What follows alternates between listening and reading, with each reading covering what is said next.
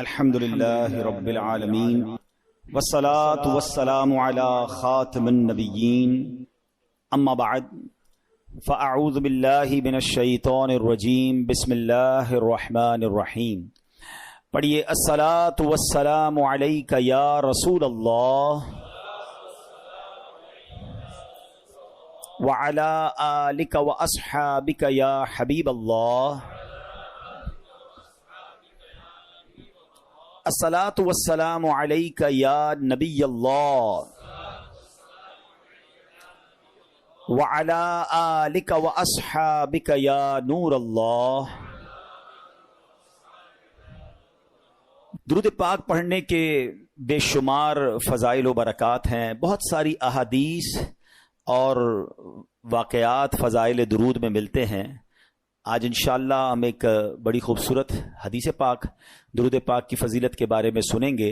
سرکار دو عالم صلی اللہ تعالی علیہ وسلم کا فرمان عالی شان ہے: من صلی علیہ صلاۃً واحدۃً صلی اللہ علیہ عشرہ. جس نے مجھ پر ایک بار درود پاک پڑھا رب کریم اس پر اپنی 10 رحمتیں نازل فرماتا ہے. فرمایا ومن صلی علیہ عشراً صلی اللہ علیہ مئۃ. جو مجھ پر 10 بار درود پاک پڑھے اللہ کریم اس پر اپنی 100 رحمتیں نازل فرماتا ہے. ومن صلی علیہ مئۃ صلی اللہ علیہ الفا. جو مجھ پر 100 بار درود پاک پڑھے اللہ اس پر 1000 رحمتیں نازل فرماتا ہے.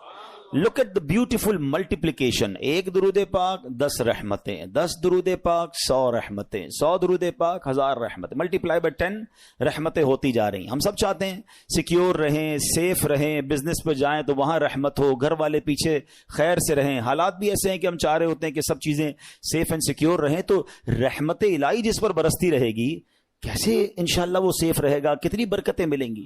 تو the more you want to get the رحمت of اللہ سبحانہ و تعالیٰ, the more you recite درود پاک. جتنی رحمتیں چاہیے آپ اتنا درود پاک پڑھتے جائیں, ملٹیپلیکیشن ہوتی جائے گی. مگر اس حدیث کا جو اگلا پارٹ ہے وہ اور خوبصورت ہے. اللہ کے حبیب علیہ الصلوۃ والسلام فرماتے ومن صلی علیہ الفن. جو مجھ پر 1000 بار درود پاک پڑھے زاحمت کتفہ کتفی علی باب الجنہ. آقا فرماتے ہیں جنت کے دروازے پر اس کا کاندھا میرے کاندھے سے چھو رہا ہوگا. یعنی ہم سب کی تمنا تو یہ ہے کہ پیارے آقا علیہ الصلوۃ والسلام کے پیچھے پیچھے جنت پہ چلے جائیں. یہی ہمارے لیے بہت بڑی بات ہے. مگر کاندھے سے کاندھا کس کا ٹچ ہوتا ہے؟ امام صاحب اعلان کرتے ہیں نا, کاندھے سے کاندھا ملا لیں, صفے درست کر لیں. It means very next to me. بالکل جو میرے برابر میں ہوتا ہے نا, میرا کاندھا تو اس سے ٹچ ہوتا ہے. تو آقا کیا فرما رہے ہیں صلی اللہ تعالی علیہ وسلم, 1000 بار درود پاک پڑھنے والے کا ڈور آف ہیون, جنت کے دروازے پر میرا کاندھا اس کے کاندھے سے چھو رہا ہوگا. کتنا کتنا کمال کا وظیفہ ہے. تو پلیز اپنی زندگی میں درود پاک کو شامل کیجئے. بہت سارے لوگ ملتے ہیں کہتے ہیں کوئی وظیفہ بتا دیں, کوئی سولوشن بتا دیں, کوئی اچھا سا وظیفہ بتا دیں. سچی بات پتہ کیا ہے؟ ہر درد کی دوا ہے صلی علی محمد. ہر درد کی دوا ہے صلی علی محمد. تعویذ ہر بلا ہے صلی علی محمد. اللہ کرے کہ ہم اس کو انڈرسٹینڈ کرنے والے بن جائیں اور ہماری زبان درود پاک سے تر رہے. آئیے مل کر محبت کے ساتھ بآواز بلند درود پاک پڑھ لیں. صلو علی الحبیب صلی اللہ تعالی علی محمد صلی اللہ علیہ وسلم. آج جو ہمارا موضوع ہے وہ بڑا کمال کا موضوع ہے اور ویری امپورٹنٹ ٹاپک ہے. اور لیکن اس ٹاپک کی طرف جانے سے پہلے میں one of the historical personality of Islam, یعنی اسلام کی تاریخ کی ایک ایسی عظیم شخصیت کا میں نے ذکر کرنا ہے. پھر ہمیں اس سے انشاءاللہ سیکھنا بھی ہے. اور وہ شخصیت ہیں کہ سرکار دو عالم علیہ الصلوۃ والسلام کے بعد کائنات میں سب سے بڑا مرتبہ اگر کسی کا ہے تو وہ ان کا ہے. وہ کون ہے؟ وہ حضرت ابراہیم علیہ نبینا علیہ الصلوۃ والسلام ہے. ٹھیک ہے نا. کبھی کبھی تھوڑی سی کنفیوژن ہو جاتی ہے کہ افضل البشر بعد الانبیاء وہ کون ہے؟ حضرت ابوبکر صدیق رضی اللہ تعالیٰ عنہ. تو یاد رکھیے وہ انبیاء کے بعد افضل ہیں. لیکن اگر انبیاء کو بھی شامل کر لیا جائے تو پوری یونیورس میں, پوری کائنات میں اللہ کے حبیب جناب رسول اللہ صلی اللہ تعالی علیہ وسلم کے بعد جو دوسرے نمبر پر شخصیت آتی ہے جن کا مرتبہ سب سے بڑا ہے وہ حضرت ابراہیم علیہ نبینا علیہ الصلوۃ والسلام. حضرت ابراہیم کی ایک اور خوبصورت, بہت ساری انشاءاللہ باتیں سنیں گے ان کے بارے میں, مگر آپ جو ہے نا یہ وہ ہستی ہیں کہ چاروں آسمانی مذاہب میں آپ کا ادب ہے.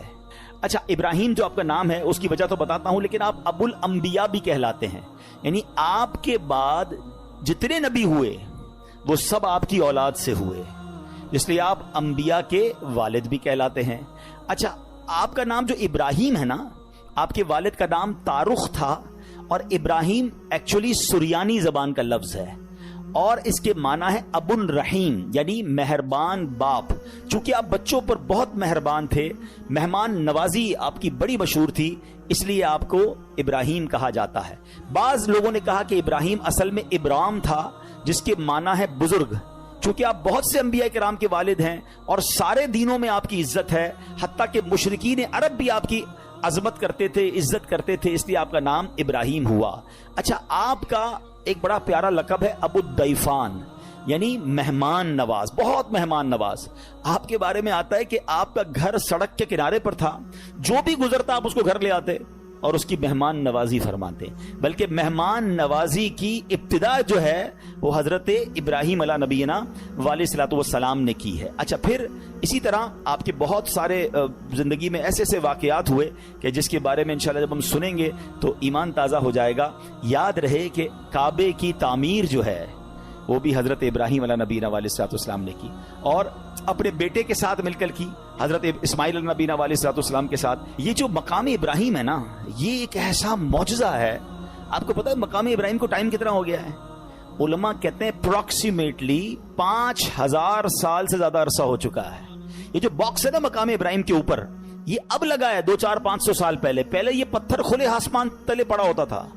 کھلے آسمان تلے ہزاروں بارشیں, ہزاروں آندھیاں, ہزاروں موسم تبدیل ہوئے, مگر کمال دیکھیں وہ پتھر میں حضرت ابراہیم کے قدموں کا نشان آج بھی ویسے ہی موجود ہے. یعنی اللہ نے نشانی کیسے باقی رکھی ہے. آپ ذرا سوچیں کہ 200-400 سال کسی عمارت کو چھوڑ دیں, وہ گر جاتی ہے, وہ ٹوٹ جاتی ہے. وہی پرانی عمارتیں کہاں چلتی ہے؟ 5000 ایئرز پرانا یہ پتھر ہے. اور اس مقام ابراہیم, یہ جنت سے آیا تھا پتھر. اور اس پتھر کی ایک اور خوبصورت بات, حضرت ابراہیم اس پتھر پہ کھڑے ہوتے تھے تو کعبے کی دیواریں تو بہت اونچی ہیں, تو فرمایا کہ جیسے جیسے کعبے کی دیوار اونچی ہوتی جاتی تھی نا, یہ پتھر بھی اونچا ہوتا جاتا تھا. آج کل جو ہماری سائنس نے لفٹیں بنائی ہیں نا, سنو, thousands years ago یہ پتھر کیا کام کرتا تھا؟ جب نیچے پتھر لگانا ہوتا تھا یہ پتھر نیچے آ جاتا تھا, جب اونچا پتھر لگانا پڑتا تھا یہ پتھر اونچا ہو جاتا تھا. تو اللہ کی قدرت کا ایسا نظارہ ہے, اور آج بھی مقام ابراہیم جو ہے سبحان اللہ وہ موجود ہے. ایک عشق والی بات بھی سن جاؤ, ٹھیک ہے, ہم اپنے بیان میں کچھ عقیدے کا بھی ذکر کر دیا کرتے ہیں, کوئی عشق رسول کی بات بھی کر لیتے ہیں. اس مقام پر نماز ادا کرنے کا, اپنی سجدہ گاہ بنانے کا قرآن حکم دیتا ہے, وَاتَّخِذُوا مِن مَّقَامِ إِبْرَاهِيمَ مُصَلَّى, اور ابراہیم کے کھڑے رہنے کی جگہ کو اپنی سجدہ گاہ بناؤ, اپنی مصلی بناؤ, یہاں نماز ادا کرو. اب مجھے بتائیے کہ جہاں حضرت ابراہیم موجود نہیں ہیں, ان کے قدموں کے نشان ہیں, اللہ اس کی عظمت کا ذکر قرآن میں کر رہا ہے, تو جہاں جس قبر انور میں, جس روضے میں خود مصطفیٰ کریم موجود ہیں, تو اس مدینے کی برکتوں کا عالم کیا ہوگا, اس روضہ رسول کا عالم کیا ہوگا, مسجد نبوی میں جا کے سجدوں کا عالم کیا ہوگا. تو آپ سوچئے کہ سبحان اللہ. اچھا پھر یہاں ایک اور بات سیکھنے کو مل رہی ہے, اللہ والے جہاں سے گزر جائیں, جہاں ٹچ کر دیں, جہاں وقت گزار لیں, وہ جگہ ایسی مقبول ہو جاتی ہے کہ وہاں جائیں تو جا کر دعائیں قبول ہونا شروع ہو جاتی ہیں. تو اگر آج کوئی مقدس مقام پر کسی اللہ کے ولی کے مزار پر جا کر اللہ سے دعا مانگ رہا ہے تو یہ رحمتوں کے نزول کی جگہ ہے, یہ قرآن سے ہمیں سیکھنے کو مل رہا ہے. Let's come to the topic. اب حضرت ابراہیم علیہ نبینا علیہ الصلوۃ والسلام جو ہے نا, وہ اتنی عظیم ہستی ہیں کہ آپ کے کچھ اسپیشلٹیز ہیں, ایکسکلوسیوٹی ہے, یعنی وہ صرف آپ کے ساتھ خاص ہیں. وہ چند باتیں عرض کرتا ہوں. حضرت ابراہیم علیہ الصلوۃ والسلام نبی پاک علیہ الصلوۃ والسلام کے بعد سب سے افضل ہیں. اسی طرح حضرت ابراہیم علیہ الصلوۃ والسلام اپنے بعد آنے والے سارے نبیوں کے والد بھی ہیں. اچھا اسی طرح آپ ہی کی یادگار حج کے ارکان ہیں, آپ ہی کعبہ شریف کی پہلی تعمیر کرنے والے ہیں. اس طرح جس پتھر پر کھڑے ہو کر آپ نے کعبے کو تعمیر کیا, اس پتھر پر اس کے قریب قیام اور سجدے ہونے لگ گئے, اور قیامت میں سب سے پہلے آپ ہی کو عمدہ لباس عطا ہوگا, آپ کے فوراً بعد جناب رسول اللہ صلی اللہ تعالی علیہ وسلم کو عطا ہوگا. تو یہ وہ مقام ہے حضرت ابراہیم علیہ نبینا علیہ الصلوۃ والسلام کا. اب آتے ہیں آپ کی زندگی کے بہت خوبصورت واقعات ہیں. میں نے کہا نا کہ آج چونکہ ٹاپک میرا توکل ہے تو میں ایک ہی واقعے کو روکوں پہ بات کروں گا, ورنہ حضرت ابراہیم کی سیرت ایسی سیرت ہے, میں نوجوانوں کو, ینگسٹرز کو, سب کو کہوں گا وی مسٹ ریڈ, کیونکہ آپ کی زندگی میں نمرود کی آگ کا واقعہ بھی ہے, آپ کی زندگی میں خانہ کعبہ کی تعمیر کا, اور کس طرح آپ اپنی زوجہ کو, اپنے بچے کو ایک بالکل لکو تک صحرا میں چھوڑ کر آ گئے. کیسا رب پر بھروسہ تھا کہ اللہ کی اطاعت میں دودھ پیتے بچے کو حضرت اسماعیل کو چھوڑ کر آ گئے, مگر وہاں چھوڑنا پورے مکے شہر کی آبادی کا سبب بن گیا. اور پھر آپ ہی کی زندگی میں وہ واقعہ بھی ہے کہ جس میں کیا ہوا تھا کہ آپ علی نبینا علیہ الصلوۃ والسلام کے ساتھ جو کعبے کی تعمیر ہوئی, آپ علیہ الصلوۃ والسلام کے ساتھ بہت سارے ایسے واقعات, وہ پرندوں کا ذبح کرنا بھی ہے, آپ علیہ الصلوۃ والسلام کے بہت سارے معجزات ہیں جو سننے اور دیکھنے کے قابل ہیں. اور پھر آپ کو جب خواب میں حکم دیا گیا کہ اپنے بیٹے کو ذبح کرو, تو آپ نے اپنے بیٹے کو ذبح کرنے میں بھی کسر نہ چھوڑی. یہ اللہ کے کیسے بندے تھے, ہر قربانی کے لیے ہر وقت تیار ہو جاتے تھے. آپ کو پتہ ہے حضرت ابراہیم کو اولاد کب ملی تھی؟ حضرت ابراہیم اللہ سے دعا کرتے تھے, اسمع یا ایل, اسمع یا ایل. اسمع لفظ ہے عربی کا, اسمع کے معنی ہوتا ہے اللہ سن لے, ایل ہے عبرانی زبان کا لفظ. The meaning of L is پروردگار, اللہ, اے اللہ میری سن لے, مجھے بیٹا دے دے, مجھے اولاد دے دے. 99 ایئرز کی ایج میں جا کر حضرت ابراہیم کو حضرت اسماعیل عطا ہوئے ہیں. آپ ذرا سوچیں, دو باتیں سیکھنی ہے اس میں. مایوس نہیں ہوئے, پکارتے رہے ہیں. ہم تو 2-4 مہینے کوئی دعا کرے کام نہ ہو, بندہ کہتا دعا کا فائدہ ہی کوئی نہیں ہے. اچھا میری اور آپ کی حیثیت کیا ہے؟ وہ خلیل اللہ ہیں, اللہ کے دوست ہیں. 99 ایئرز کی دعا, کمال ہے نا. اس سے سیکھنے کو مل رہا ہے کہ دعا سے مایوس نہیں ہونا. اور دوسری بات یہ سیکھنی ہے کہ اللہ والوں کو آزمایا بھی جاتا ہے. ہاں آزمائشیں آتی ہیں, ان کو ٹیسٹ کیا جاتا ہے. ہماری دعا قبول نہ ہو, اللہ سے ہی بدزن ہو جاتے ہیں. توبہ توبہ, ایسا کبھی نہیں کرنا. اور دوسری بات, آج ہم میں سے کسی کو 5, 10, 15 سال کے گیپ کے بعد بچہ ہو جائے, یا اولاد ہی نہیں ہو رہی, اور 10 سال بعد پہلی اولاد ہو, اس کو تو پیر زمین پہ نہیں لگنے دیتے. کتنا پیار دیتے, اس کو کیئر کرتے. بھائی بڑی مرادوں سے ملا ہے, 99 سال کی عمر میں بیٹا ملا ہے, اور حکم ہو رہا ہے اس بیٹے کو ہی ذبح کر دو. آپ امتحان کا لیول تو سوچو یار, امیجن نہیں کر سکتے. ہم میں سے آج تک کس کو یہ کہا گیا, اور آپ نے کوئی ہیلا بہانہ تلاش نہیں کیا, آپ تو چلے گئے. اور بیٹا بھی کہتا ہے ابا جان کیجئے جو رب کا حکم ہے. آپ نے چھری بھی پھرا دی, اپنا کام پورا کیا انہوں نے. وہ تو اللہ کی شان تھی کہ چھری نے حضرت اسماعیل کو کوئی نقصان نہ پہنچایا, اللہ نے جنتی مینڈھا بھیج دیا. اب وہ ذبیح اللہ کہلائے حضرت اسماعیل نبی علیہ الصلوۃ والسلام. سیکھیں ان بزرگوں کی سیرت سے, کیا صبر تھا, کیا بھروسہ تھا. قربانی کے لیے ہر وقت تیار رہتے تھے. ہمیں چھوٹی سی قربانی دینی ہو تو ہم پیچھے بانٹ جاتے ہیں, کوئی نہ کوئی بہانہ تلاش کرتے ہیں. آئیے آج میں حضرت ابراہیم کا وہ واقعہ سنانا چاہتا ہوں جو ہمارے جو مین ٹاپک ہے اس کو کور بھی کرے گا, اور ہمیں بہت کچھ سیکھنے کو ملے گا. آپ کی ایج تھی ایک روایت کے مطابق 18 یا 20 سال. اب جس ایریا میں رہتے تھے وہاں ہوتی تھی بت پرستی, لوگ بتوں کی پوجا کرتے تھے. آپ ان بتوں سے بڑے بیزار تھے, اب اللہ وحدہ لا شریک کی عبادت کرتے تھے. تو ہر سال اس علاقے میں, اس ولیج میں ایک میلہ ہوتا تھا. اس میں شراب پیتے تھے لوگ, ناچ گانے کرتے تھے, یا جو بھی ان کو خرافات کرنے ہوتے تھے. تو انہوں نے کہا کہ آپ بھی چلیں. حضرت ابراہیم کو بھی بلایا. آپ نے کہا میں نہیں جاتا. سارے گاؤں والے چلے گئے, آپ اکیلے اس گاؤں میں رہ گئے. آپ نے کہا یہ کدھر جاتے ہیں, بت خانے میں جا کر کیا کیا کرتے ہیں. آپ اس بت خانے کے اندر چلے گئے, جو بھی ان کا ٹیمپل کہہ لیں, مندر کہہ لیں. آپ اس کے اندر گئے, آپ نے دیکھا عجیب عجیب قسم کے بت بنے ہوئے ہیں, کوئی چھوٹا ہے کوئی بڑا ہے. آپ کو بڑا غصہ آیا, آپ نے کلاڑا لیا, کسی کا ہاتھ توڑا, کسی کا پیر توڑا, کسی کا ناک توڑا کہ یہ اس کی عبادت کرتے ہیں. اور جو سب سے بڑا بت تھا اس کے کاندھے پر کلاڑی رکھ کر آپ باہر آ گئے. جب وہ سارے لوگ شرابیں پی کر عیاشیاں کر کر واپس آئے تو جب اپنے ٹیمپل کے اندر گئے تو حیران ہو گئے کہ یہ بتوں کو کس نے توڑ دیا, ہمارے خداؤں کو کس نے ہاتھ پیر توڑ دیے. بڑا غضب, بڑا غصہ, ڈھونڈو کس نے کیا ہے.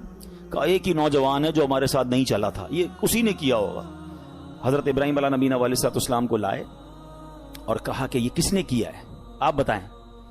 آپ نے بڑا لاجیکلی جواب دیا کہ انہی سے پوچھ لو نا, جو سب سے بڑا بت ہے اس سے پوچھ لو, دیکھو کاندھے پہ کلاڑا بھی اسی کے لگا ہوا ہے. تو وہ کہتے ہیں یہ تو جواب نہیں دیتے. اب ذرا دیکھیں لاجیکلی ڈیمونسٹریشن کیسا کیا, پریکٹیکلی. کہتے ہیں نا کہ کچھ چیزیں پریکٹیکلی سمجھائی جاتی ہیں. آپ نے کہا اسی سے پوچھ لو نا جو سب سے بڑا ہے اور اس کی کاندھے پہ کلاڑا بھی رکھا ہے, یہ بتا دے گا کس نے توڑا ہے. تو وہ کہتے ہیں کہ یہ تو جواب نہیں دیتے. اللہ اکبر. اب اس پوائنٹ کو لے کر حضرت ابراہیم علیہ نبینا علیہ السلام نے کیا خوبصورت, جس کو کہتے ہیں جواب دیا, جو آپ نے جواب دیا وہ قرآن میں موجود ہے. آپ فرماتے قال افتعبدون من دون اللہ ما لا ينفعکم شیئا ولا یضرکم, کہا کہ تم اللہ کے سوا ایسے کو پوجتے ہو جو نہ تمہیں نفع دے سکتا ہے نہ نقصان دے سکتا ہے. اف لکم, تف ہے تمہارے اوپر. ولما تعبدون من دون اللہ افلا تعقلون, کہتے ہیں تم ان بتوں کو اللہ کے سوا پوچھتے ہو, تف ہے تم پر, تمہارے اندر عقل نہیں ہے, تمہیں خود نہ نفع دے رہے ہیں نہ نقصان دے رہے ہیں. یعنی پریکٹیکل کر کے بتایا نا. مگر کہتے ہیں کہ جس کی آنکھوں پر پردہ پڑ جائے نا, اس کو آپ ایگزامپل بھی دے دیں, دلیل بھی دے دیں. آج بھی ایسے لوگ موجود ہیں, قرآن سے نکال کے دکھا دو, حدیث سے بتا دو, اس کو لاجیکلی سمجھا دو. جس کو نہیں ماننا میں نہ مانوں, اس کو نہیں ماننا. تو یہ شروع سے معاملہ ہے کہ کچھ لوگ نہیں مانتے. تو بہرحال اب اتنا زبردست ڈیمونسٹریشن تھا, ہونا کیا چاہیے تھا, توبہ کر لیتے کہ یار بات تو صحیح کر رہے ہیں, یہ بت اپنے آپ کو توڑ پھوڑ سے نہیں بچا سکے, ہمیں کیا بچائیں گے. مگر اینڈ آف دا ڈے کیا ہوا, ان ظالموں نے کیا کہا کہ اب ان کو پکڑ کر ان کو جلا دو. قرآن میں یہ الفاظ موجود ہیں, حرقوہ وانصروا آلہتکم ان کنتم فاعلین, ان کو جلا دو اور اپنے خداؤں کی مدد کرو اگر تمہیں کرنا ہے. اب ان ظالموں نے حضرت ابراہیم علیہ نبینا علیہ السلام کو پکڑ لیا, ان کو گرفتار کیا, اور اب پلان کیا تھا کہ اب آگ میں ڈالنا ہے. اچھا وہ کوئی چھوٹی موٹی آگ نہیں تھی, ایک بندے کو جلانے کے لیے بہت تھوڑی سی آگ بھی کافی تھی. انہوں نے دنیا کی ہائیسٹ فائر ایکسٹنگوش کی, اتنی بڑی آگ لگائی کہ وہ ایریا نو فلائنگ زون بن گیا, پرندہ بھی اوپر سے نہیں گزر سکتا تھا, پرندہ گر جاتا تھا آگ کے اندر, اتنی خطرناک آگ. ٹھیک ہے, اچھا جب آگ لگ گئی تو ہوا کیا, آسمان اور زمین کی تمام مخلوقات نے اللہ کی بارگاہ میں عرض کرنا شروع کر دی کہ اے خداوند تیرے خلیل آگ میں ڈالے جا رہے ہیں, اے اللہ ان کے سوا دنیا میں تیرا کوئی نام لینے والا نہیں ہے, عبادت تیری یہی کرتے ہیں, اللہ تمہیں اجازت دے کہ ہم ان کی مدد کریں. تو اللہ کریم نے کیا جواب ارشاد فرمایا کہ وہ میرے خلیل ہیں, میں ان کا معبود ہوں, اگر ابراہیم تم سے مدد طلب کریں تو کرو ان کی مدد. اب حضرت ابراہیم علیہ نبی علیہ السلام جو ہیں ان کے پاس ایک پانی کا فرشتہ آیا, کہتا حضور بس آرڈر کر دیں, اجازت دیں, ابھی بارش برساتا ہوں, بند ہو جائے گی. آپ فرماتے مجھے تمہاری مدد کی ضرورت نہیں ہے, میرا رب دیکھ رہا ہے, اگر وہ چاہے گا تو میری مدد کر دے گا, باقی مجھے تمہاری مدد کی حاجت نہیں ہے.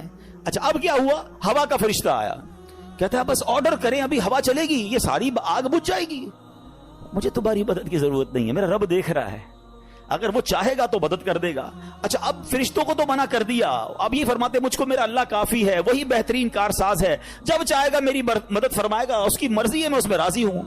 اچھا اب جب آگ میں ڈالا جانے لگا نا تو اب حضرت جبریل آئے, کہتے حضور اللہ سے تو عرض کر دیں, آپ ہماری مدد نہیں لے رہے, آپ اپنے رب سے تو کہیں نا کہ وہ آپ کی مدد کرے. آئے ہائے, جواب سنو حضرت ابراہیم کا, لیول آف یقین دیکھو. آپ فرماتے میرے حال کو وہ خوب جانتا ہے, وہ دیکھ رہا ہے نا, اسے معلوم ہے میں کس تکلیف میں ہوں, میں راضی ہوں, اگر اس نے مدد کرنی ہوگی تو وہ مدد کر دے گا. پنجابی شاعر نے ایک بہت خوبصورت شعر کہا ہے, اور یہ ایکچولی اس پورے واقعے کو بڑے خوبصورت انداز میں ڈیفائن کرتا ہے کہ جے سونا میرے دکھ وچ راضی, جے سونا میرے دکھ وچ راضی, میں سکھ نو چلے پاوا ہو. کہتے مجھے کیا کرنا ہے سکھ کا, اگر میرا رب میرے دکھ میں راضی ہے نا تو میں بھی اسی پہ راضی ہوں. یہ وہ لیول ہے جو اللہ والوں کو نصیب ہوتا ہے. آپ ان کے پاس اتھارٹی تھی, ایسا نہیں تھا بے بس تھے, آپ کو باندھ دیا گیا تھا, آپ کو آگ میں ڈالا جانا تھا, ان کے پاس اتھارٹی تھی, فرشتے آ رہے تھے, مگر آپ کہتے ہیں مجھے نہیں مدد کی ضرورت تمہاری, رب دیکھ رہا ہے نا, وہ کر دے گا مدد. اچھا ایج کیا ہے, 18 to 20 years, یہ کوئی بہت بڑی ایج نہیں تھی. اس ینگ ایج میں آپ کا لیول آف توکل اور لیول آف ٹرسٹ آن اللہ سبحانہ و تعالیٰ کیا تھا. اور اب کیا ہوا, اب آپ کو آگ میں پھینک دیا گیا. اچھا آپ آگ میں جو گئے تھے نا, آپ نے ایک دعا پڑھی تھی, لا الہ الا انت سبحانک لک الحمد ولک الملک لا شریک لک. اور جب آپ آگ کے شعلوں میں داخل ہوئے تو اب اللہ کریم کی طرف سے آگ کو آرڈر کیا دیا گیا. آپ نے نہیں مانگا, مگر رب کی طرف سے کیا آرڈر دیا گیا وہ بھی قرآن میں موجود ہے. اللہ فرماتا ہے قلنا یا نار کونی بردا وسلاما علی ابراہیم. رب فرماتا ہے ہم نے فرمایا اے آگ ہو جا ٹھنڈی اور سلامتی ابراہیم پر. علماء نے اس کی بھی تفسیر بیان کی کہ اگر اللہ کی طرف سے صرف یہ حکم ہوتا نا ٹھنڈی ہو جا, تو حضرت ابراہیم کو ٹھنڈ لگنا شروع ہو جاتی, اتنی ٹھنڈی ہو جاتی. ہائے ہائے, اللہ نے انتظام بھی فرمایا تو کیسا فرمایا, ٹھنڈی بھی ہو جا سلامتی والی بھی ہو جا. اچھا, آگ بجھی نہیں تھی, یہ بھی یاد رکھیے گا, آگ موجود تھی. ایسا نہیں ہوا کہ حضرت ابراہیم آگ میں گئے اور آگ بجھ گئی, چیپٹر کلوز. نہیں, آگ جل رہی ہے, حضرت ابراہیم اندر ہیں اس آگ میں. کتنی دیر رہی ہے پتہ ہے آپ کو؟ کچھ سمجھتے ہیں 1 منٹ 2 منٹ 5 منٹ کے بعد باہر آ گئے. علماء فرماتے ہیں, مفسرین کہتے ہیں, بعض تفسیروں میں لکھا 7 days, 7 دن آگ کے اندر رہے. ایک تفسیر میں ہے 40 دن اور ایک تفسیر میں 50 days آگ میں رہے. یعنی وہ کافر جو باہر کھڑے تھے وہ تو سمجھے چیپٹر کلوز ہو گیا ہے, مگر جب آپ باہر آتے ہیں آپ کا بال بھی بھیکا نہیں ہوتا ہے. آگ کا کام چلانا ہے, مگر رب چاہے تو وہ آگ ہی حفاظت کرنے والی بن جاتی ہے. ہم اصل میں اسباب پر نظر رکھ رہے ہیں کہ یار یہ ہو جائے گا تو یہ ہو جائے گا, یہ ہو جائے گا تو یہ نقصان ہو جائے گا. یہ میں اور آپ سمجھ رہے ہیں, میرا رب چاہے تو وہ آگ کو گلزار بنا سکتا ہے. اس پورے واقعے پر شعراء نے بڑی کمال کی شاعری کی ہے. ایک بڑا کمال کا شعر ہے. اصل میں اس واقعے سے بہت ساری باتیں سیکھنے کو ملیں گی. ایک بات سیکھنے کو پتہ کیا مل رہی ہے, ہر چیز لاجک پر نہیں ہوتی ہے, ہر چیز عقل پر فیصلے نہیں کرنے ہوتے. ہمارے پاس کیلکولیٹر ہے نا, ہم زندگی کے بہت سارے فیصلے کیلکولیٹر پر کرتے ہیں. بعض اوقات لوگ زکوٰۃ دیتے نا, کہتے ہیں یار 10 کروڑ روپے ہیں, 25 لاکھ روپے زکوٰۃ نکل جائے گی, اوئے ہوئے تو پیسے کم ہو جائیں گے, 9 کروڑ 75 لاکھ رہ جائیں گے. کیلکولیٹر کیا بتا رہا ہے, پیسے کم ہو جائیں گے. ایک میرا آپ کا کیلکولیٹر ہے, ایک رحمت کا کیلکولیٹر ہے. رحمت کا کیلکولیٹر کہتا ہے 2 اللہ کی راہ میں یہ بڑھیں گے. عقل کہتی کیسے بڑھیں گے بھائی, میں اگر اپنے جیب میں پیسے دے دوں گا اللہ کی راہ میں تو کمی ہوں گے نا. لاجک یہ کہتی ہے, رحمت کچھ اور کہتی ہے. ہر چیز عقل سے نہیں ہوتی ہے. کیا خوبصورت شعر ہے, بے خطر کود پڑا آتش نمرود میں عشق. یہ چھلانگ جو ہے نا عقل نے نہیں لگائی تھی, یہ عشق نے لگائی تھی. عقل تو کہہ رہی تھی جل جائیں گے, عشق کہتا ہے کود جاؤ, رب کا حکم ہے نا, رب کی رضا ہے. بے خطر کود پڑا آتش نمرود میں عشق, عقل تھی محو تماشائے لبے بام. ابھی عقل تو ابھی سوچ رہی تھی, عشق نے اپنا کام کر دیا. پنجابی کا ایک شعر ہے, عشق دے چلے ہی نمبر لے گئے. ہاں, عشق دے چلے ہی نمبر لے گئے, عقل مندہ ایویں عمرہ گالیاں. ہاں, بعض اوقات عشق والے بہت آگے بڑھ جاتے ہیں. اور شاعر مشرق نے کیا لکھا, کیا کمال کی بات. یقین کرے یہ شعر جو ہے نا, کاش یہ بات سمجھ آ جائے. ہمیں بعض اوقات لگتا ہے مسئلہ حل نہیں ہو رہا, پرابلم سالو نہیں ہو رہی, بڑی مشکل ہے, ایک ہی ریکوائرمنٹ ہے. شاعر مشرق لکھتے ہیں, اگر آج بھی ہو ابراہیم سا ایمان پیدا. کیا کنڈیشن ہے, لیول آف ایمان اگر وہ ہو جائے نا, توکل ٹرسٹ, اگر آج بھی ہو ابراہیم سا ایمان پیدا, آگ کر سکتی ہے انداز گلستان پیدا. آج بھی آگ گلزار بنے گی, آج بھی آپ کی پرابلم سالو ہوگی. بس ایمان وہ چاہیے, لیول وہ چاہیے جو حضرت ابراہیم علیہ نبینا علیہ الصلوۃ والسلام کو عطا کیا گیا. تو اس واقعے سے اللہ کی رضا پر راضی رہنا, مشکلوں پر صبر کرنا اور امتحان پر اپنے آپ کو اسٹیڈ فاسٹ رکھنا, یہ ہمیں قرآن سکھا رہا ہے. اور اے میرے پیارے اسلامی بھائیوں, آج کل ہمارا بہت بڑا مسئلہ کہ ٹرسٹ ڈیفیسٹ ہے. ہمیں دنیا والوں پر بھروسہ ہے, ہمیں رب پر بھروسہ نہیں ہے. ہم سب پر بھروسہ کرتے ہیں, ہم رب پر بھروسہ نہیں کرتے. ہماری جو ہے نا اللہ سے دوستی کمزور ہو گئی ہے. ہمیں لگتا ہے نہیں یار یہ مسئلہ کیسے, جب تک یہ بندہ نہیں ملے گا نا, جب تک یہ فون نہیں کرے گا, جب تک اس سے میرا کانٹیکٹ ڈیولپ نہیں ہوگا, میرا کاروبار ہی نہیں بڑھے گا, میرا مسئلہ ہی حل نہیں ہوگا. یہ ہماری بھول ہے. میں آپ کو کچھ انشاءاللہ حدیثیں سناتا ہوں, پھر اس ٹاپک پہ مزید بات کرتے ہیں کہ اللہ کے حبیب علیہ الصلوۃ والسلام کیا فرماتے ہیں. اللہ کے نبی علیہ الصلوۃ والسلام فرماتے ہیں, یہ جو یہ توکل ہے نا, اس کے بارے میں آپ فرماتے ہیں کہ اگر تم ایسا توکل کرو کہ جیسا توکل کرنے کا حق ہے, تو اللہ کریم تمہیں ایسے عطا فرمائے گا جیسے پرندوں کو روزی عطا فرماتا ہے. اب یہ اتنے سارے پرندے ہیں, ان کی روزی کا انتظام کیا ہے. اتنا کمال کا یہ اسٹڈی اگر آپ کریں, اور حدیث میں آیا نا کہ اللہ ایسے روزی دے گا جیسے پرندوں کو دیتا ہے. کبھی بھی آپ کے گھر میں بھی کوئی پرندہ ہو, آپ نے اس کے گھونسلے میں دیکھا ہے کوئی چھوٹی سی اس نے کبڈ بنائی ہوئی ہو اور 2-4 دن کا چارہ جمع کیا ہو, کسی پرندے کے پاس دیکھا ہے؟ نہیں. اس کا مطلب یہ ہوا کہ 800 ارب پرندے اپروکسیمیٹلی ڈیلی صبح گھر سے نکلتے ہیں, اپنے درختوں سے اڑتے ہیں, اور جب شام واپس آتے ہیں ان سب کو اللہ پاک روزی دے چکا ہوتا ہے. توکل کا لیول دیکھیں نا, توکل ہے نا, ان کو کل کا جمع ہی نہیں کر رہا. ہمارے کبڈز بھرے ہیں, ہمارے اکاؤنٹس بھرے ہوئے, ہماری جیبوں میں پیسے, ہمارے اناج کے ڈبے کھولے کچن میں تو کچھ نہ کچھ نکل آئے گا, مگر فکر ہی ختم نہیں ہوتی. کال کرو تھینو, پرسوں کیا ہوگا, ایک سال بعد کیا ہوگا, بچہ بڑا ہو جائے گا تو کیا ہوگا, یہ بوڑھا ہو جاؤں گا کیا ہوگا, میں مر جاؤں گا تو کیا ہوگا. ارے اللہ کے بندے, سارے کام ہمارے سوچنے کے ہیں ہی نہیں. جس رب نے پیدا کیا ہے مجھے, وہ مجھے دے رہا ہے. جس نے بچوں کو پیدا کیا اس کو بھی دے گا. بچی پیدا نہیں ہوتی, ہماری ٹینشن شروع ہو جاتی اس کی شادی کا کیا ہوگا. ارے بھائی ابھی تو پیدا ہوئی ہے, تو ابھی سے ٹینشن لینے شروع کر دی ہم نے. نہیں, اللہ پر بھروسہ, یقین, وہ کریم ہے, وہ مالک ہے, ساری دنیا کو عطا کر رہا ہے, مجھے بھی دے گا. ہے بڑا خوبصورت جملہ علماء کہتے ہیں, وہ چونٹی کو کن دیتا ہے اور ہاتھی کو من بھی وہی دیتا ہے. ہاتھی کی خوراک دیکھی ہے, وہ منو کھاتا ہے, چونٹی ذرہ کھاتی ہے, وہ ذرے چونٹی کو ذرہ بھی پہنچا دیتا ہے اور ہاتھی کو منو بھی پہنچا دیتا ہے. تو وہ مجھے بھی دے گا, بس لیول چاہیے. ایک اور بڑی خوبصورت حدیث پاک ہے, اللہ کے نبی علیہ الصلوۃ والسلام فرماتے ہیں, جس کو یہ پسند ہو کہ وہ لوگوں میں سب سے زیادہ قوی ہو جائے. ہم میں سے بہت سارے لوگ بڑے کمزور ہوتے ہیں, ڈر جاتے ہیں, خوف زدہ رہتے ہیں, یہ ان کے لیے حدیث کا پارٹ بڑا زبردست ہے.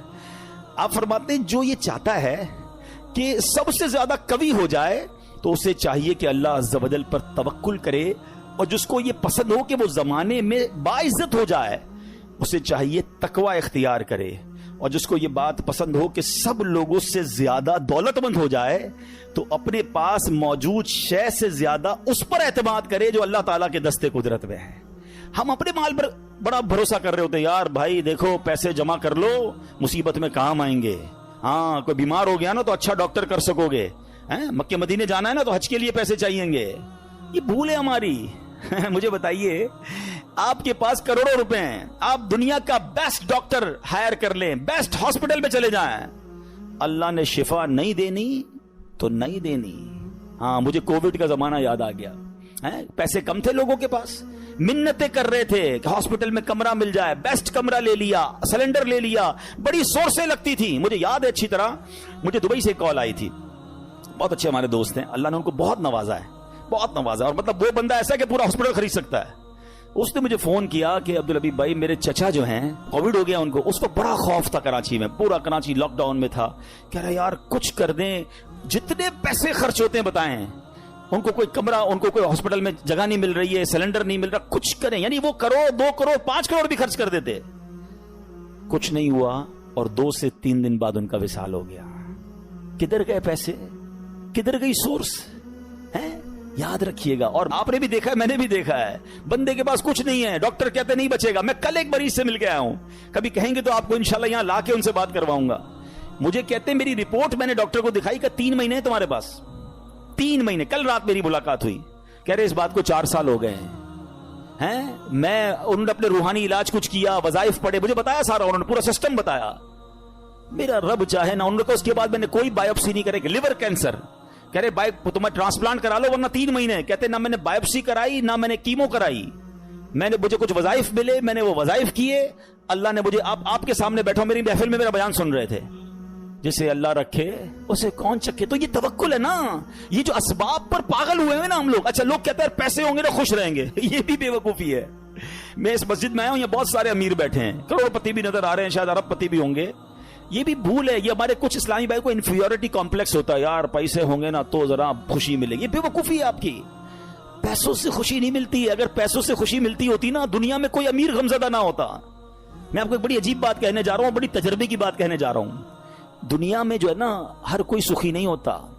زندگی کی گاڑی مسائل کے پہیوں پر ہی چلتی ہے. امیر کے دکھ اور ہیں, غریب کے دکھ اور ہیں. ہاں مشہور آدمی کے دکھ, آپ کو کوئی مشہور لگتا ہے نا, اوئے ہوئے کیا فیم ہے بھائی, جدھر جاتا ہے لوگ جمع ہو, اس سے پوچھو وہ لائف کیسے گزار رہا ہے, اس کی ٹینشن اور ہیں. جس کو کوئی نہیں جانتا اس کی ٹینشن اور ہے. کاروبار کرنا چاہیے جناب, کاروبار میں بڑو مزو ہے. کاروباری کے دکھ اور ہیں, نوکری والے کے دکھ اور ہیں. تو یہ دنیا مسائل کے ساتھ ہی چلے گی. آپ کو اللہ کی رضا پر راضی رہنا ہے. آپ دوسروں کی مسکراہٹ دیکھ کر سمجھتے یہ سب سے زیادہ خوش ہے, کبھی بیٹھو اس سے اس کے دکھ پوچھو, پریشان ہو جاؤ گے. ہمارا تو کام ہی یہی ہے نا. آپ یقین کریں, کبھی کبھی کسی کے گھر جاتے ہیں نا, بڑا بنگلہ, وہ بڑا 15 کروڑ کی گاڑیاں کھڑی ہیں, باہر گارڈ کھڑے ہیں. بندہ بولے بھائی کمال عیش کی زندگی ہے. ڈرائنگ روم میں لے جا کے بولتا حاجی صاحب آپ سے ایک کام ہے, اور کان میں آ کے جب اپنا مسئلہ بتاتا ہے نا, بندہ بولے یار اس سے زیادہ تو میں سکھی ہوں یار, اتنی بڑی ٹینشن میں بیچارہ. تو یہ نہ سمجھیں، یہ تو قرآن کا اعلان ہے، ہمیں ٹیسٹ دیا جائے گا، ہمیں آزمایا جائے گا، be ready for that test. کیا کہتا ہے قرآن؟ وَلَنَبْلُوَنَّكُمْ بِشَيْءٍ مِّنَ الْخَوْفِ وَالْجُوعِ وَنَقْصٍ مِّنَ الْأَمْوَالِ. کمال دیکھیں، رب نے یہ فرمایا تمہیں عنقریب آزمائیں گے. اچھا یہ نہیں کہا کہ آزمائیں گے کسی بھی چیز سے، لسٹ بھی دے دی ہے، کوسچن پیپر ڈکلیئر ہے. وَلَنَبْلُوَنَّكُمْ بِشَيْءٍ مِّنَ الْخَوْفِ، تمہیں خوف آئے گا، کبھی دشمن کا خوف آتا ہے، کبھی بدنامی کا خوف آتا ہے، کبھی لگتا ہے یار یہ چیز خراب ہو جائے گی. والجوع، تمہیں بھوک لگے گی، تمہارے پیسے کم ہو جائیں گے، غربت آ جائے گی. پھر کیا فرمایا؟ نقص من الاموال، تمہارے مال کم ہو جائیں گے، شپمنٹ خراب ہو جائے گی، کوئی مال لوگے وہ مال بیکار ہو جائے گا، آپ کا آرڈر خراب ہو جائے گا. ہوتا ہے کاروبار میں. پھر کیا فرمایا؟ الانفس والثمرات، تمہاری باڈی میں پرابلم آئے گی، چلتے چلتے بیماری آ جاتی ہے، بندہ کہتا ہے یار کچھ سب چیزیں سیٹ تھی، یہ کیا ہو گیا، یہ کیا نکلا ہے ٹیسٹ کے اندر، یہ تو ہونا تھا. پھر کیا فرمایا؟ والثمرات، تمہارے پھل خراب ہو سکتے ہیں. کیا خوبصورت قرآن نے پہلے سے بتا دیا ہے. مگر اس ٹیسٹ میں جو پاس ہوگا، کیا فرمایا؟ وبشر الصابرین، خوشخبری صبر والوں کے لیے. Be ready for that test. اور اس ٹیسٹ سے جب آپ گزر جاؤ گے نا، پھر کیا فرمایا؟ الذین اذا اصابتهم مصیبہ قالوا انا للہ وانا الیہ راجعون. جب ان پر کوئی مصیبت آتی ہے تو کہتے ہیں ہم اللہ ہی کا مال ہے، اللہ ہی کی طرف لوٹ جانا ہے.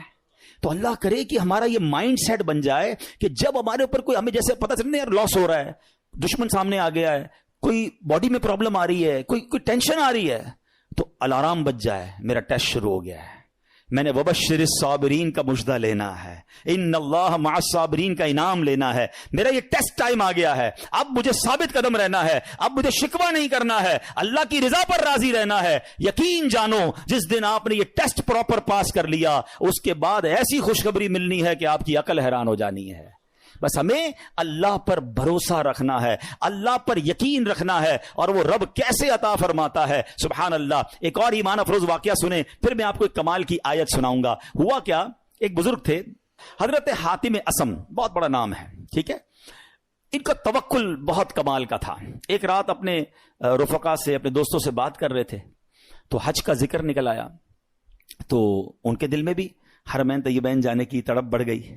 تو گھر تشریف لائے اور اہل خانہ سے کہتے ہیں اگر مجھے اجازت دو تو میں حرمین طیبین چلا جاؤں. تو بیوی بچوں نے کہا کہ ہمارے پاس تو پیسے ہی نہیں ہیں، فاقے چل رہے ہیں، اور آپ مکے مدینے جانے کی بات کر رہے ہیں، اور آپ چلے گئے تو ہمارا پیچھے کیا حال ہوگا. بھروسہ اللہ پر نہیں ہے، اسباب پر، چیزوں پر. تو وہ ایک چھوٹی بچی تھی، وہ کیا کہتی ہے اگر تم لوگ اجازت دے دو تمہارا کیا جائے گا، یہ جہاں جانا چاہتے جانے دو، یہ رزق دینے والے تھوڑی ہیں. کہتے یہ رازق تھوڑی ہیں، رزق ملنے کا وسیلہ ہیں. جب گھر کے دیگر افراد نے بچی کا توکل دیکھا تو کہتے بچی ٹھیک تو کہہ رہی ہے، اللہ کے گھر ہی جا رہے ہیں، آپ چلے جائیں. حضرت کو اجازت دے دی گھر والوں نے، آپ حج پر روانہ ہو گئے. آپ صبح ہوئی تو آپ کے جیسے ہی حج کی خبر پھیلی تو آپ کے پڑوسی آ گئے، کہ یہ آپ نے کیا کیا. اس بچی کو برا بھلا کہنے لگے کہ آپ کو اجازت نہیں دینی چاہیے تھی، آپ کے ابو چلے گئے، آپ کے کھانے پینے کے مسائل ہیں. اچھا پہلے ایسا تو نہیں تھا کہ 15-20 دن 40 دن کا حج تھا، کئی مہینوں کا ٹریول ہوتا تھا، جاتے تھے آتے تھے، آلموسٹ 4 to 6 month، ہو سکتا ہے سال کا سفر ہو. تو اب بچی کو یہ کہنے لگے کہ تمہیں اجازت نہیں دینی چاہیے تھی. آئے ہائے، جب اس بچی نے یہ سنا نا تو آسمان کی طرف سر اٹھایا اور کہنے لگی کہ اے میرے مالک، اب مجھے ان لوگوں کے سامنے رسوا نہ کرنا، تیرے بھروسے میں نے کہا تھا، اب تو نے رسوا نہیں کرنا. اچھا ہوا یہ کہ اس شہر کا جو حاکم تھا، جو سمجھ لیں بادشاہ تھا یا گورنر کہہ لیں، وہ شہر کے گشت پر نکلا اور ٹریول کرتے کرتے اسے پیاس لگی. تو اسی حضرت حاتم اسم کے گھر کے دروازے پر آ کر دروازہ بجایا جاتا ہے، کہا گورنر صاحب آئے ہیں، ذرا پانی پلا دیں، پیاس لگی ہے. ان کی زوجہ کہتی یا اللہ، ہم وہ لوگ ہیں جن کے اپنے کھانے پینے کے پرابلمز ہیں اور ہمارے دروازے پر شہر کا حاکم آ کر پانی مانگ رہا ہے. اے اللہ تیری قدرت. پانی پلایا تو کسی پڑوسی نے آ کر کہا کہ یہ بڑے غریب لوگ ہیں اور ان کے والد صاحب حج پہ چلے گئے ہیں، حضرت حاتم اسم ہیں، اور ان کے گھر میں تو فاقے چل رہے ہیں. تو بادشاہ نے کہا کہ انہوں نے ہم پر مہربانی کی، ہمیں پانی پلایا، ان کو ایسے خالی ہاتھ تو نہیں چھوڑنا چاہیے. اس نے اپنے جو پیٹی باندھتے تھے اس زمانے میں، اپنی پیٹی اتاری اور ان کے گھر میں ڈال دی، اور اپنے سارے سپاہیوں سے کہا سب اپنی اپنی پیٹی ڈال دو. سب نے پیٹی کھولی اور ڈال دی. بعد میں وہ پیٹی کے بدلے پیسے آئے اور وہ مالدار ہو گئے، اتنے پیسے ہو گئے سبحان اللہ. اب کیا ہوا، جب یہ سب کچھ آ گیا تو اب وہ بچی زاروں کے تار رونے لگی. لوگ کہنے لگے اب تو مسئلہ حل ہو گیا، اللہ نے تمہارا بھروسہ تھا، اللہ نے اتنی مہربانی کی، اتنے پیسے گھر میں آ گئے. تو وہ بچی کے جملے سنیے گا. وہ کہتی ہے کہ میں تو اس لیے رو رہی ہوں کہ ہم نے کل رات بھوک کے عالم میں گزاری، جب مخلوق نے ہمارے حال پر نظر عنایت کی تو فقر و غربت سے ہمیں غنی کر دیا، فقر و فاقہ ختم، وی آر ناؤ رچ۔ وہ کہتی جب اللہ کریم ہمارے حال پر نظر فرمائے گا تو لمحہ بھر کے لیے بھی ہمیں کسی کا محتاج نہ رہنے دے گا۔ پھر بچی نے بارگاہ خداوندی میں دعا مانگی، اے اللہ ہمارے والد پر نظر رحمت فرما اور ان کے لیے آسانی فرما دے، وہ تیری راہ میں روانہ ہوئے ہیں۔ کیا کمال کی بچی ہے۔ اور جب اس بچی نے یہ دعا کی تو پھر ہوا کیا، سبحان اللہ، کہ دوسری طرف سیدنا حاتم اسم جب حج کے قافلے کے لیے روانہ ہوئے تو راستے میں امیر قافلہ شدید بیمار ہو گیا۔ لوگوں نے اس کے لیے ڈاکٹر کو تلاش کیا تو ڈاکٹر نہیں ملا۔ امیر قافلہ نے پوچھا کوئی ہمارے ساتھ نیک بندہ ہے، اللہ کا کوئی نیک بندہ؟ لوگوں نے کہا ہاں ہمارے ساتھ تو حضرت حاتم اسم ہے۔ امیر کے پاس آپ گئے، امیر کے لیے دعا کی، اسی وقت اللہ پاک نے وہ تکلیف امیر کی دور کر دی۔ تو امیر نے حکم دیا کہ ان کے لیے کھانے پینے اور سواری کا انتظام کر دیا جائے۔ آپ رحمت اللہ تعالی علیہ اپنے بچوں کے لیے پریشان تھے جن کو پیچھے چھوڑ کر آئے ہیں، اسی حالت میں آپ کی آنکھ لگ گئی، خواب میں کسی نے کہا حاتم جو ہمارے ساتھ اپنا معاملہ درست کر لیتا ہے ہم بھی اس کے ساتھ اپنا معاملہ درست کر لیتے ہیں۔ آپ کو اہل و عیال کے ساتھ جو پیچھے مدد ہوئی نا وہ بھی خواب میں بتا دیا گیا۔ حج کے بعد جب واپس تشریف لائے تو بچی گلے لگ کر رونے لگی۔ اس موقع پر وہاں موجود بچوں نے بڑوں سے کہا اللہ پاک اس کی طرف نظر نہیں فرماتا جو عمر کے اعتبار سے بڑا ہو، بلکہ اس کی نظر رحمت تو اس کی طرف متوجہ ہوتی ہے جو اللہ کریم کی زیادہ پہچان رکھتا ہے، زیادہ معرفت رکھتا ہے۔ تو اے میرے پیارے اسلامی بھائی،